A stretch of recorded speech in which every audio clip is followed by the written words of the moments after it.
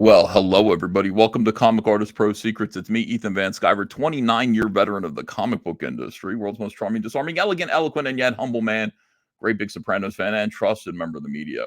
Gotta say, everyone, I'm rather surprised at the gifts falling right into my lap. I didn't ask for any of this. I didn't even pray for any of this, but it just keeps happening. I keep receiving bountiful goodness.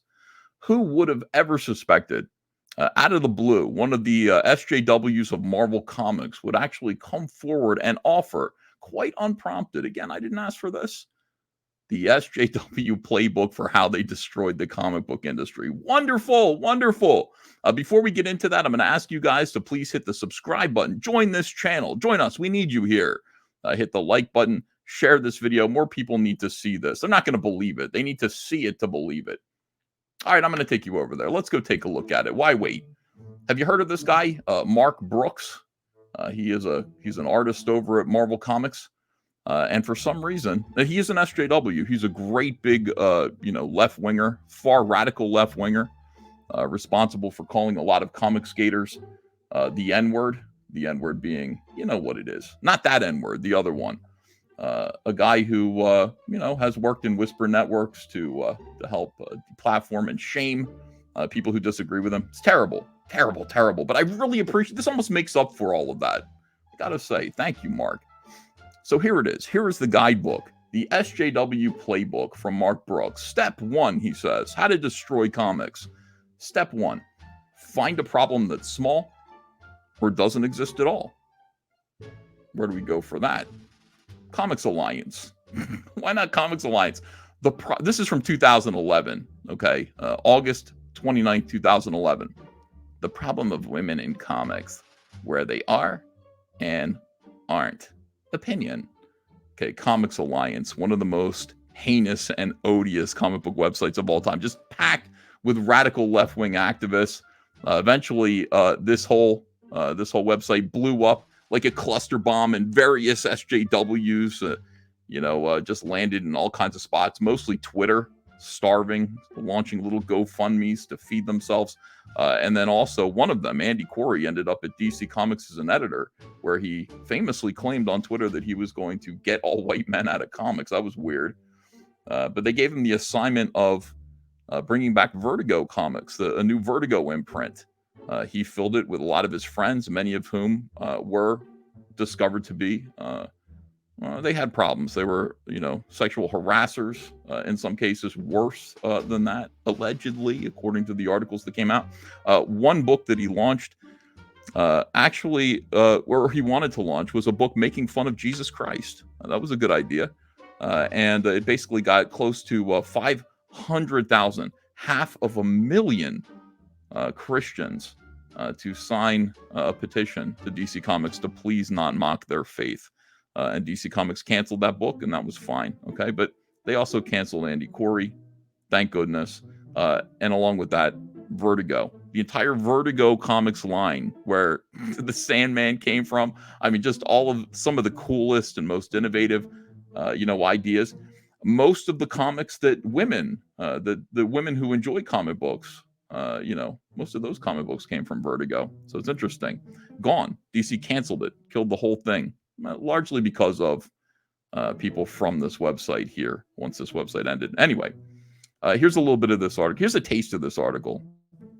Lately, between, Womenthology and DC's all-new, almost all-male 52. So right here, this is a shot. See this DC's all-new, all-male 52? This would be a shot right across the bow at Dan DiDio, who was the EIC, editor-in-chief of DC Comics at the time, and the new 52 was his idea. So they're complaining that it's mostly men that are, I guess, in the new 52 and working on the new 52.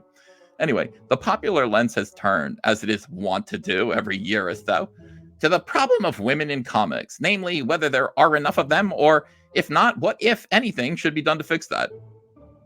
I have an idea. Yes and nothing. There are plenty of them, and nothing should be done. As often as not, these conversations have two side effects. First, this is interesting. They erase the women who do work in comics already by ignoring them. Yeah, it's interesting. Not a lot of people are talking about Annie Nocenti. Not a lot of people are talking about Louise Simonson, June Brigman. we could go on and on. I mean, there are some women in comics who are largely invisible the same way that men are invisible. Their gender just wasn't an issue because they were doing great work.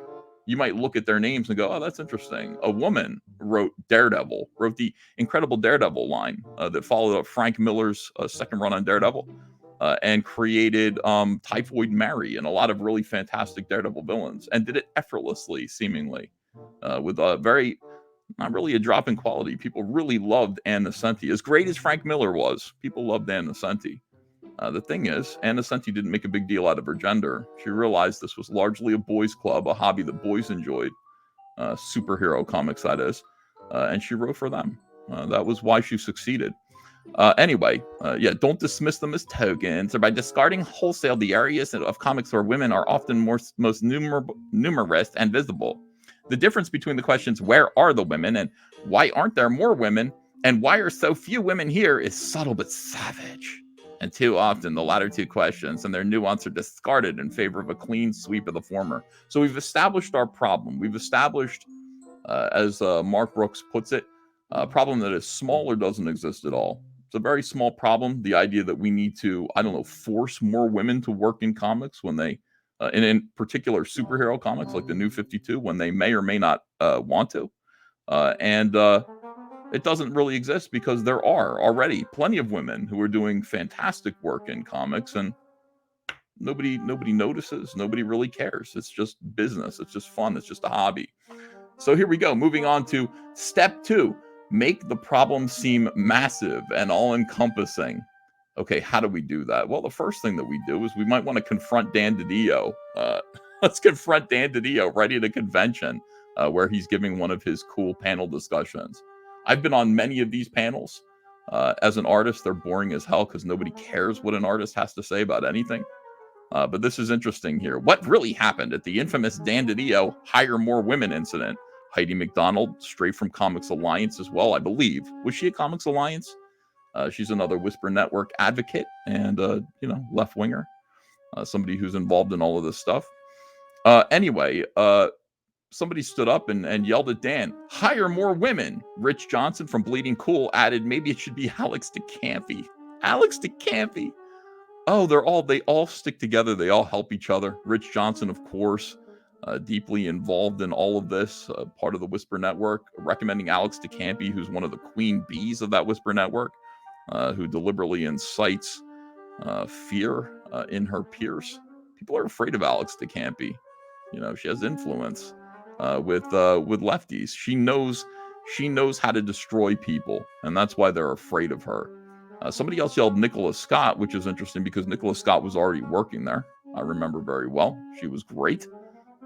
Here's what happens. Dan just responds to this by saying, we're just trying to hire the best people. Just the best people. And then Heidi McDonald, I guess, saw red. But some of the best people are women. And Dan just finally goes, look, I know. We're trying. Okay. So Dan DiDio evidently not pleasing Heidi McDonald about this. How do we take this and make it thermonuclear? Girls on Film, how sexism is now destroying the comic book industry. Fantastic. Sexism is now destroying the comic book industry. Even as superheroes thrive at the box office, comics creators continue to employ sexist and misogynistic depictions of women. Now it's serious, guys. If we don't actually make a difference, if we don't hire more women, if we don't stop making women sexy and fun and cool and exciting the way that we do with all superhero characters, male or female, I don't know. The comic book industry is going to be destroyed, according to Monica Bartziel in January of 2015. All right, 2015 now. At this point, by the way, should be understood. The ESG program has been signed into legislation by Barack Obama. Barack Obama actually established under his tenure, the U.S. Department of Labor signed the Environmental Social Governance Act, which allowed people to invest in companies for reasons other than profitability. Reasons like, are they socially responsible? So now, if you're able to show that you are hiring more women and more diversity, you companies can invest in your company just for that reason alone, whether you're profitable or not.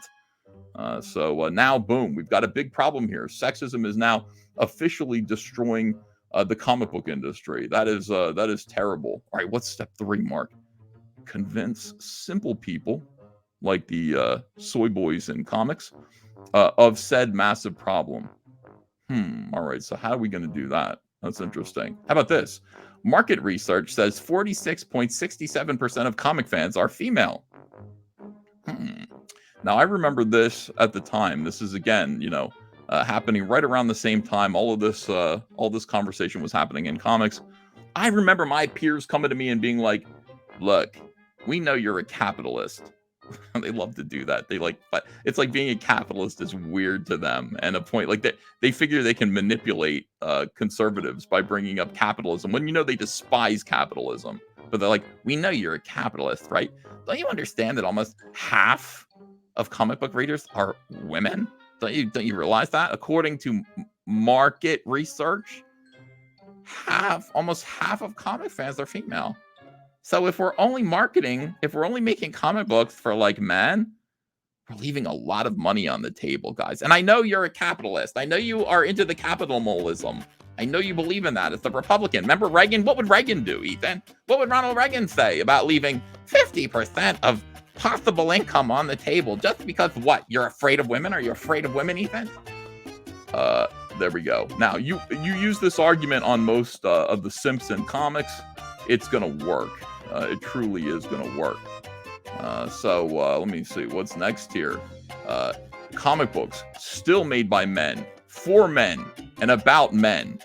Now we've established not only are 50% of potential readers women, but nobody's doing a damn thing about it. They're still only being made for men, meaning we got to make some changes here. Got to do it. All right, so what do we do? Let's go back to Mark. Propose that you have the only solution to the problem you created. Well, what would the solution be? The solution would be more women in comics. Yeah. Look at these panels now. Oh my God. It's all women now. Oh, here, look at Axel Alonso in the middle of this here. The women that he's hired. Now the comic book industry, look at all these milkshake girls. Hold on a second. Let me blow this up. This is wonderful. I think most of the milkshake girls are in this image here. Yeah. Some of them are. I don't know. I don't recognize some of them. Now it just seems like that 90% of comics are written by women for women. What could go wrong? Nothing, right? Nothing. From here, it should be easy. Step 5 is profit. We should actually be making a profit from here. I wonder if we are. Let's take a look here. As women take over a male-dominated field, says the New York Times, the pay drops. That's just inevitable. I don't know why that is, but it does seem to happen according to the New York Times here. You could say that it's for various different reasons. This argument about the pay scale, women being paid 70% of what men get paid, is for various reasons. You could say it's sexism. You could actually say it's for other factors involving just the lifestyles and choices of women who choose to work. I don't know, but this is just a fact. So what do we do? What's the end result of this? Here's Brian Hibbs, who was a big retailer in San Francisco. Big bearded hippie, owns a bunch of comic shops. Comics Experience Outpost in San Francisco. Largely considered to be one of the biggest comic book retailers out there. And here he is looking back on 2020 after 5 years of this nonsense. Of course, 2020, kind of a bunk year, he says. They were able to survive it due to PPP money, Bink charity, and they opened up a little, digital comic shop so that they could actually ship from the internet. He's like, look, we have an amazing staff. We haven't cut staff hours. We managed to put in for some raises. This is good. Very, very good. But look at this. Staggering loss of 32.59% in income. The other store down 33.92% in income.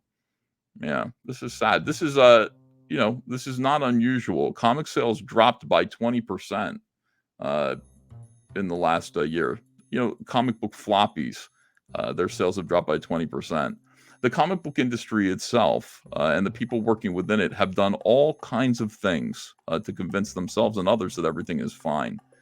They mess with the numbers by including YA novels, which are doing great.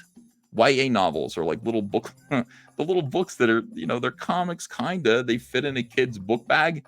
Dog Man, incredibly wimpy kid or whatever that is. What is that? Diary of a Wimpy Kid? Those are YA novels. They sell better than anything on the bookshelves today. They are New York Times bestsellers no matter where they are. They're not really comparable to comics. Not at all. They just aren't. But we still consider them comics. We've added them to our numbers in order to sort of cover for the losses. We've also added manga. We've added imported Japanese comics, which are very popular with the younger generation. But the end result of all of that, although it makes us feel better when we see these charts, we see these graphs, and it's like, look, comic sales have gone up since 2016 when we started implementing these changes. Although that makes us feel good inside, the reality is, people have to adjust. Comic book retailers, people who are involved in selling the product that we are used to consuming, the product that we were making, the product that was for us, are having real trouble now. Real trouble. Here's the same Brian Hibbs, who this July, 6 months after writing that article about how he survived 2020, he had to close down one of his stores.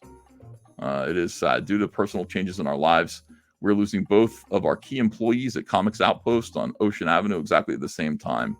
So we're closing down this store, and you're going to see more of these brick and mortar shops close down. It's just the way it is. And while this is happening, while you continue to read more news about how comic shops are closing and the industry is changing, it most certainly is. You will also be reading articles about how, oh, look, manga's doing great. YA novels are selling great. And some comic shops are staying open by selling manga, selling pop figurines, etc., etc. This is what they're doing to stay afloat. What was this that Mark Brooks said? Step 5, profit. I got to find something about profit here. Let me see here. Oh, no, I can't find anything about that. Even still, after all of this in 2020, September 22, 2020, even after all of this, okay? No, not good enough, folks. Just not good enough. DC Comics, where did I put it there? DC Comics still has a gender problem, still, after all this time. And this is interesting. I mean, this article here, what are you reading? What is that? This article, why is this one open? Why are you reading 3 comics simultaneously? Wow, you must be a really big comic book fan. You must love the comics. This article here goes through all of DC's books, and it basically points out that, well, there aren't that many people. There are still more men working on these comics than there are women. So the problem is still there. Look at this. Robin, 5 women in the cast. I think this is 5 women, 10%. Catwoman, 12 women. There are 12 women in Catwoman. That's only 25%. Joker, 4 women, 8%. Green Lantern, 7 women. That's only 13%. We got to get these percentages up, guys. We got to get these percentages up. We need more women in these comics. We need to represent more women. How do we do it? Again, this article reminds everybody, emotionally blackmails these comics. Talks about Eddie Berganza and his sexual harassment and assault charges, fired after a BuzzFeed expose in 2017. This is why we got to remind people about that dude from Dark Horse Comics who was, I think he grabbed a woman in her underpants. But that same guy actually grabbed a dude I know, a guy that I worked with. He grabbed his wiener at a bar. And just came up to him, grabbed his wiener, and then kissed him. That's not good. I mean, this is a guy who's writing for you. You don't want to do that. So here we go. We're going to go through all of the stuff here, all of the problems. Are any of the men working on these books saying a word? Are they saying anything? Yeah, Scott Snyder is. Men in comics say no. I pledge to say no. I could love this. This was incredible. These guys, when we talk about, hold on a second here. Let's go back and see. Step 3, convince simple people of said massive problem. So we got to convince the simple people of that. Can we do it? Yes, we can. Scott Snyder, I pledge to say no to abuse, harassment, grooming, and manipulation of women and all people of marginalized genders and sexes. Are you with us? Take the comics pledge with me. I pledge to never abuse, harass, groom, or manipulate women and all people of marginalized genders and sexes. I pledge to hold myself accountable for all of my own actions, be open to the comments and concerns of my peers. And this is what you have to do in order to earn a minimum wage salary. In some cases, these guys are making $7 an hour to work in comics. They do it out of love. But not only that, not only do they not get paid, they have to debase themselves like this. They have to promise to not abuse women. They have to sign this pledge, evidently, to let everybody know that they are not sexual predators. That's how bad it is. And all of these people are SJWs. Everybody was an SJW. Everybody who got caught doing this, they were all vocally, they would have been the first people to sign this pledge. Eddie Berganza would have signed this pledge. All of these guys would have signed this pledge. Fascinating. All the people who got fired from the new Vertigo situation, they would have signed this. Robbie Rodriguez, who sent me a picture of his anus, he would have signed this pledge. Of course he would have. He's going to actively intervene when we see or know of abuse, harassment, grooming, or manipulation. To ally for women and all people of marginalized genders and sexes experiencing abuse, harassment, grooming, or manipulation. To actively call out our friends and peers, even when no one else is watching. To commit to this pledge for the long haul and keep this conversation alive in the industry. Hashtag comics pledge. 1,200 people, I guess, like this. This is cuckery of the highest level. This is how to do it. You've now convinced men who largely stay home in a cubicle and write or draw comic books about men in tights that they need to stop raping women.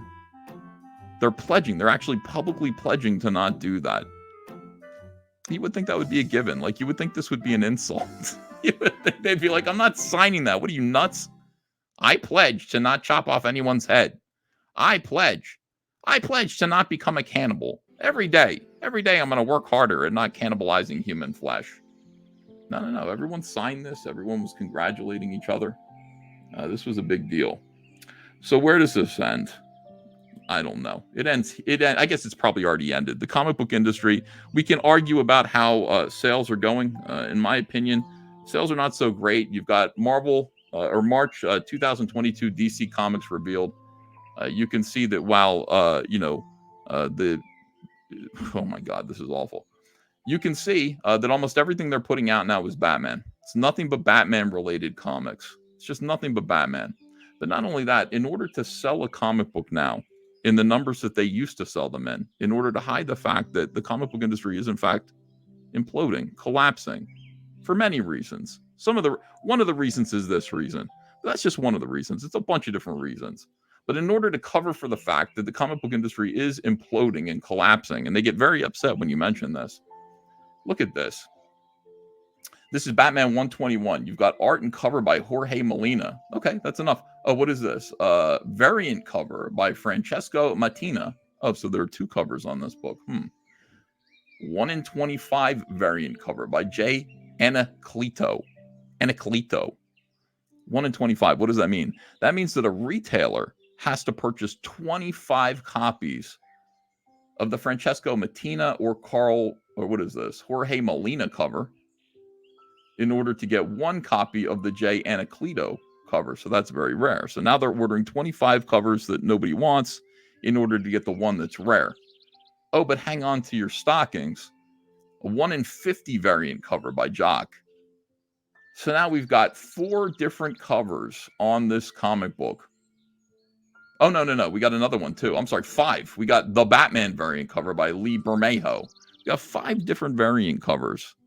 So now the poor retailer has to go, shit. All right, I got to order at least 50 copies so I can get the Jock cover. If I order 50 copies, does that mean I also get 2 J. Anacleto covers? I'm not sure how that works. But I got to make sure that I have, because I don't know which cover my customers are going to want. So a comic book that I would ordinarily sell 12 copies of at my store, I'm now ordering 50 copies of in order to get this one variant cover, the 1 in 50 variant cover by Jock, which might pay the bills, might actually pay the bills. This is happening all down the line. There is no comic book that DC is publishing right now, no floppy, that only has one cover on it. They all have at least one variant cover. Here we have Batman, Superman, World's Finest. We got art and cover on it. Dan Mora did it. Then we've got variant covers by Jim Lee, Stanley, Art Germ Lau, and Jason Fabik. That makes 4 covers so far. Plus, we have a 1 in 25 Slap Battle variant cover. 2 of them. I'm sorry, variant covers. 2 of them by Chip Zdarsky. So you've got 2 1 in 25 covers. You've got 1 in 50 High Five variant cover by Evan Doc Shaner. That's one. You have to order 50 to get that one. And then you've got a 1 in 100 Seinfeld variant cover by Dan Mora. That's Superman and Batman hanging out with Jerry Seinfeld. And then also the team variant cover by Lee Weeks. So that's 1, 2, 3, 4, 5, 6, 7, 8, 9, 9, or is it 10? It's a lot of variant covers. You understand. This is what they're doing to retailers. And understand that retailers, the way that the comic book industry works, retailers are just fences. They're in between men. So when you see the sales, what did Batman, Superman sell? You don't know. You only know what they sold to comic book stores, what they convinced, what they conned retailers like Brian Hibbs into taking off of their hands. And Brian Hibbs's problem would be to sell them to customers, which might turn out to be a big problem indeed. Big problem indeed. But still, it's important that DC Comics looks good. It's important that, Marvel's no better. None of the companies do anything differently than this. They're kept afloat not by the stories that they tell. Unfortunately, they're kept afloat by predatory publishing scams. And this is predatory. If they were selling these direct to consumers, like I do. I mean, I've got my book, Cyberfrog. I have sold out. Cyberfrog Blood Honey has sold out of first printings and all variant covers. So I have to make another one. And that's what I've done. And I've made this cool box here, Cyberfrog Blood Honey box. You can order this to keep all your copies of Cyberfrog in and display them on your shelf. It's a nice magnetically sealed. The artwork all around the box, when you open up the box, is absolutely gorgeous. It will look great on your shelf. It's a good way to store Cyberfrog comics or any comics. I make variant covers and I sell them straight to you. I assume you are a customer who would like to have this. I'm not selling them to someone else who then has to convince someone else to purchase them. That's the advantage. I think that's the moral and ethical advantage of crowdfunding. Anyway, where do we go from here, guys? What is the story now? What happens? Well, as Mark Brooks points out, this is just the way it is. This is just a strategy. All of this is just a strategy, guys. And it can be employed anywhere. And it is employed everywhere. Let's go back and look. Find a problem that's small or doesn't exist at all. Number 1. The anime girl. Female representation in anime. If you're a manga fan, if you like anime, get ready. This is coming for you.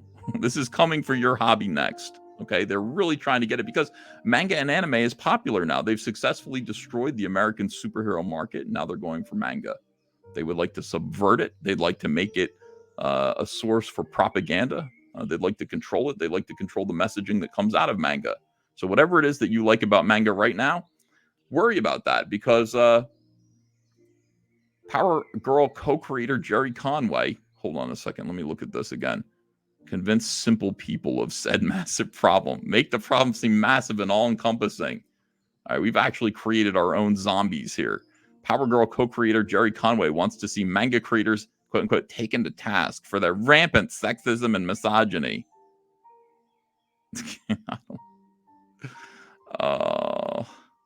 You might not have understood it before, but Mark Brooks has made it pretty clear. This is the pathway. This is what they do. Can you see it now? Can you see why this all happened? Yeah. Notice it. Recognize it. Find this technique. It's an effective technique. It works all the time wherever it's tried. It's worked in video games. It's worked in movies. It's working in Dungeons and Dragons. It worked in Magic the Gathering. Whatever hobby you enjoy, they are going to destroy. It even worked in bird watching. They're actually attacking the bird watching community using these same tactics. It's unreal. I didn't even know there was a bird watching community, but there is. And it's been taken over by SJWs using this same technique. So wonderful. I really appreciate it. Anyway, I'm grateful to Mark Brooks for posting that tweet. I thought that was fantastic. It was good and educational for everybody. And thank you very much for watching this video. Share this video, please. And again, I'm going to ask you, subscribe to this channel. We need more people, sharing these videos out, sharing Comicsgate stuff out. What is Comicsgate? Comicsgate is the reaction to this. Comicsgate are people standing up and saying, that's enough. Go to comicsgate.org and find out all of the cool videos, all of the cool campaigns on Indiegogo for Comicsgate books, which are free from Agenda. And support them. Choose one and support it, whether it's Cyberfrog, Rainbow the Brute, if it's Snowman or Creed. Those are books that I publish, All Caps Comics, or anything else. Just support the independent comic book movement. That's all we can really do. Thanks, everyone. Have a great day. I'll be back later with another video. Take care.